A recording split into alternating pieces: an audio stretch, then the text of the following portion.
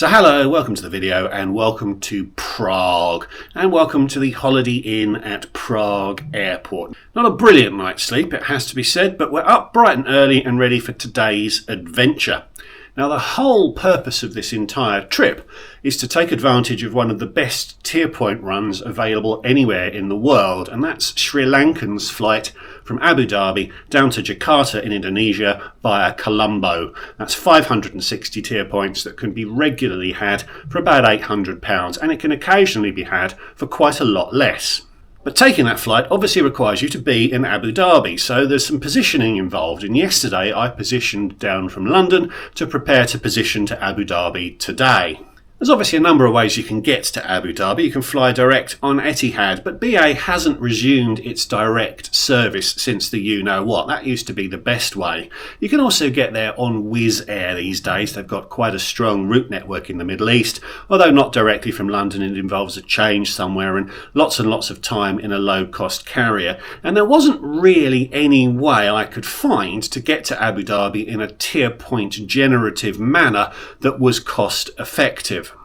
So I started to look at redeeming some points, and Qatar is obviously the best option for getting anywhere in the Middle East, and I spotted an opportunity. Now, I've flown on Qatar in business class a few times, and it's a very well regarded product, but they tend to be referring to their QSuite product when they talk about how good it is. And I reviewed that QSuite product in this video here, but they also have a slightly lesser but still very good business product in their 787s. But there's a third type of business class, which I flew on their A320, which frankly is pretty terrible, and you'd think that would be it, but no, there is actually yet another type of business class accommodation on a Qatar Airways plane, and it's offered in a narrow body. So I set out to find the longest flights you could do on Qatar Airways in one of their narrow bodies in business class to review the experience for you, and I found a handy dandy little map that showed the destinations served by such aircraft, and the longest, as far as I could see, was Prague. So today I'm flying from Prague to Doha,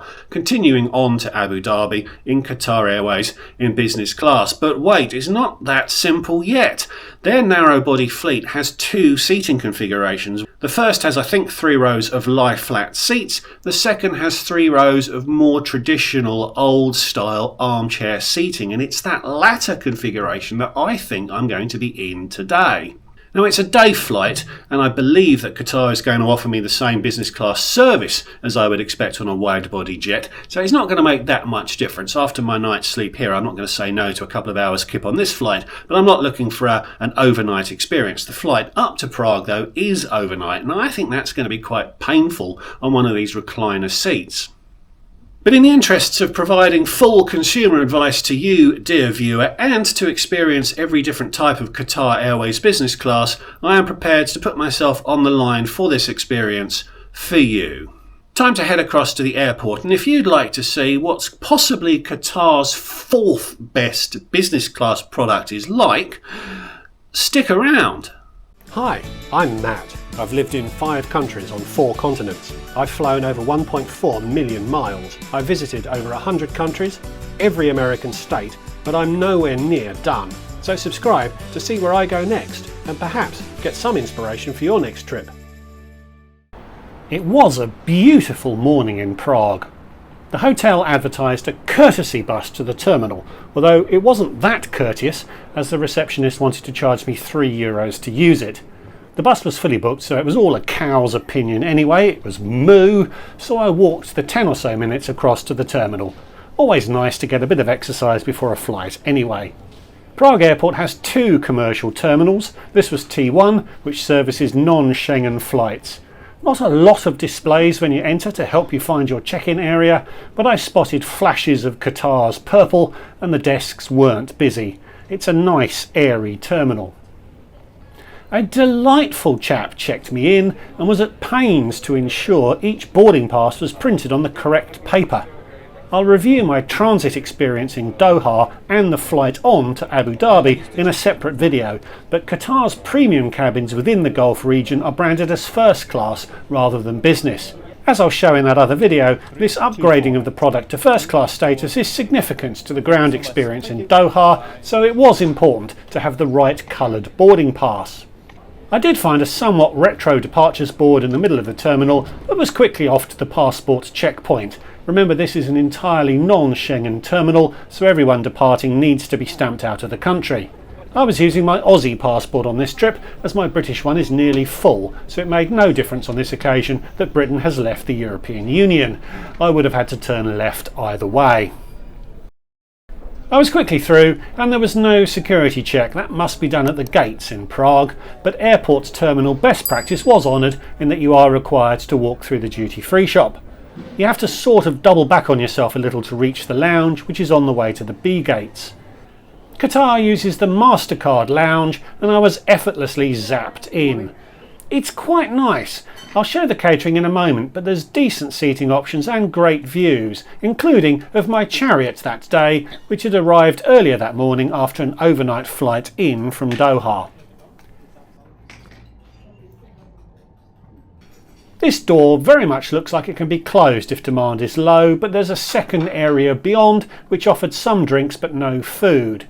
Some of the best apron views you'll find in any lounge, I'd wager. By now it was around 8 AM. No hot food options, but salads and the fixings for a continental breakfast.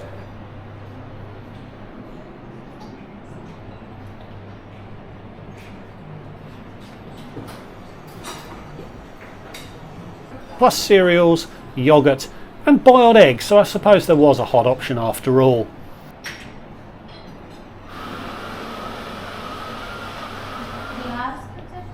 I've seen wider drinks options in lounges, it has to be said, but there was also plentiful wines and beers. This was the offering in that other room I'd chosen to sit in. A few of my fellow travellers had decided that their holiday had started, so they were really getting stuck into the beers at 8 in the morning. The lounge was nice enough, somewhat limited catering if I'm brutally honest, but I enjoyed the hour or so I spent in there. And it was time to head to the gate. I knew which way to go, as I'd seen the plane from the window. When bag scans are done at the gate, it can clog things up a bit.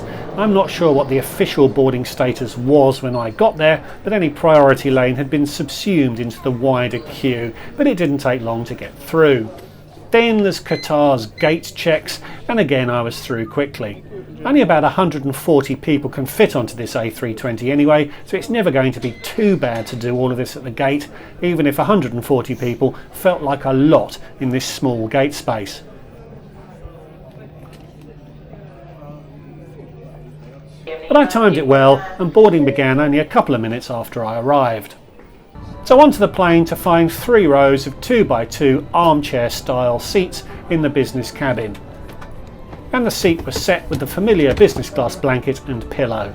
2 amenity kits too, which was a clue that the seat next to me was occupied. 45 inches of pitch, which is very good for this style of seat, plus headphones and a hygiene kit. A remote which suggests there's a TV somewhere, although it's not in the back of the seat in front of you. Headphone sockets, a USB port and an international plug are in the body of the seat in front of you, and overhead lights and air vents rounded out the seat offering.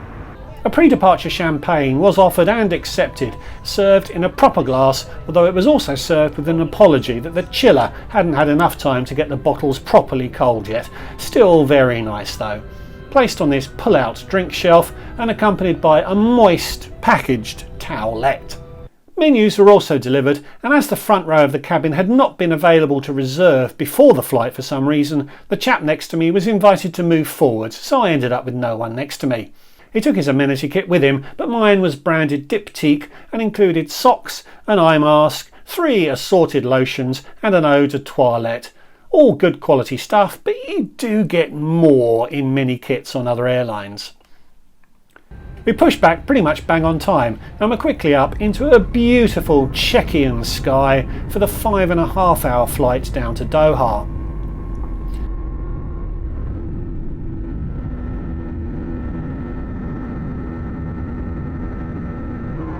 And of course, at the first possible opportunity, the newly relocated chap now directly in front of me deployed full recline. It's not just premium economy cabins where this is an annoyance. But it wasn't too bad, and I didn't feel the need to move into the aisle seat, particularly as the views out of the window were superb. This was overhead Budapest. I went straight for the wine after takeoff, served with some bunnocks, otherwise known as warm nuts. The wine was a Margaret River Shiraz, which was very nice.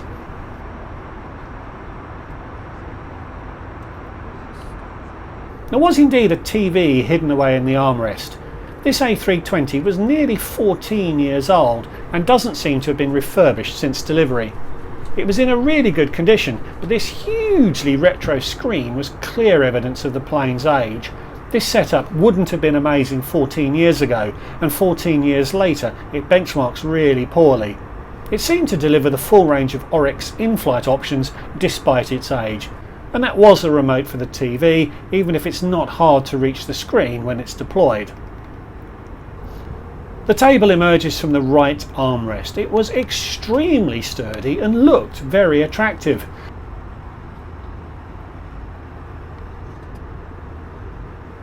Which is all well and good, but it was almost immediately covered up with the tablecloth. The full Qatar meal service was laid out, including the romantic light and the ever-fascinating lump of mixed breads. I wasn't expecting the Arabic meze to be an option on a flight originating at an outstation, but I guess the return catering had been loaded in Doha, so it was an option, and an option I eagerly took. And it's probably substantial enough to be a main course too, if none of the offered options appeal. One main option did appeal to me though, and I chose the prawn matchboos, a traditional Qatari rice dish which was really excellent. There was no cheese course offered, and as I'd loaded up on the meze, I skipped dessert. No pre-landing second meal was available either, although they did offer snacks.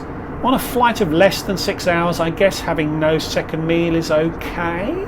Let me know what you think in the comments below. I did though enjoy a Frappin XO VIP cognac, which can retail for £200 a bottle. And even though I didn't know that pricing at the time, I enjoyed it so much, I may well have enjoyed a second one.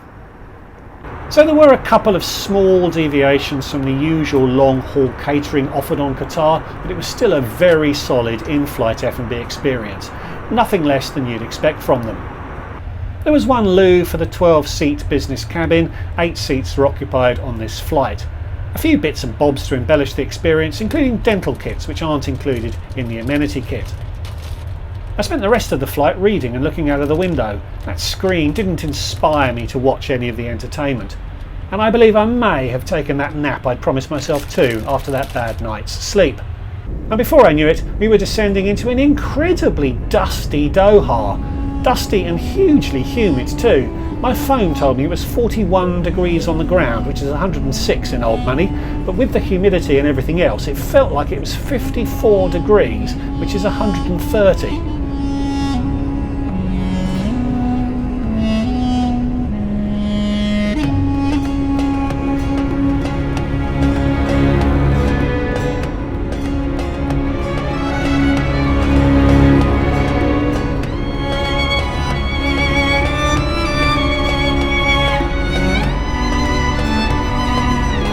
So imagine my excitement when we pulled up to a bus gate.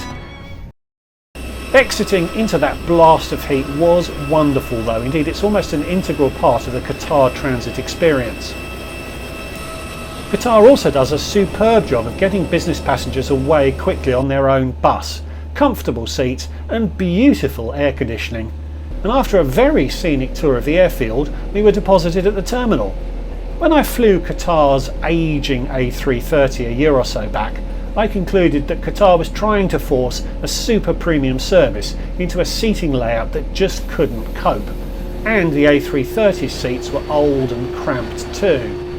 Even though the seats on this A320 didn't go flat, they did feel more spacious than those I'd experienced on that A330, and the service did feel like it fit the accommodation. It was a slightly narrower service, there was no second meal and no pyjamas, although both may be offered on night flights. But it worked, and overall it was a good experience. I really enjoyed it. But if I'd been flying overnight in the other direction, it would have been a completely different story. The lack of a lie-flat seat is a major drawback. Indeed, I'd call it a fatal drawback, and I cannot recommend this aircraft for an overnight flight. I wouldn't do it unless I had absolutely no alternative. This was a redemption flight, and Qatar's reward pricing is a little peculiar. It's 45,000 avios plus perhaps 180 quid to fly one way to Abu Dhabi through Doha from pretty much anywhere in Central or Northern Europe. That's the price if you start in Central European cities like Prague, Budapest or Belgrade, and you'll get a narrow-body plane like this. It's the same price if you fly from Northern European cities like Oslo, Stockholm or Dublin, all of which are serviced by wide-body aircraft with proper lie-flat seats. The service is pretty much the same on both options. Flights out of the UK cost the same in terms of avios, but you also have to pay that pesky air passenger duty. It's fantastic that this equipment allows Qatar to service smaller European cities like Prague, but you'd have to be a bit bonkers to choose to fly this way. If you live in a city serviced by Qatar on a narrow-body, then the convenience of a direct flight may seal the deal for you. But if you don't, as it's the same avios cost to fly to Doha on a wide-body with a proper business class seat, there's absolutely no reason to diminish the experience by flying on one of these narrow-bodies. So my advice is don't. Thanks for watching, I hope you enjoyed it. Please like, comment and subscribe, you know the drill. And if you'd like to support what I'm doing more directly, there is a Patreon account, the link to which is in the description below. So thanks again for watching, and I'll see you all in the next one. Goodbye.